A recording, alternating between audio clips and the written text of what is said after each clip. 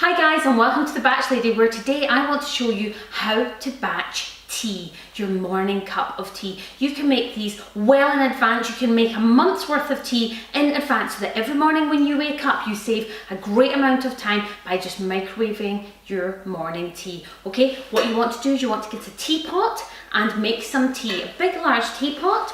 Okay, and then you can just go ahead and sugar and milk it depending on how much sugar you have. So I'm going to put 2 full sugars in this. Okay, just give it a stir around and add in my milk. So my tea is completely made now. Okay, and then all I'm going to do is pour it very gently into my ice cube trays and put this in the freezer.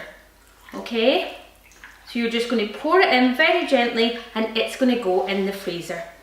Now I just want to show you what you end up with when you are ready to make your tea. What you want to do the night before you go to bed, you just want to take your ice cubes out and put them in your cup. Let me bring this round and show you. Wow, look at that cup of tea, isn't it amazing?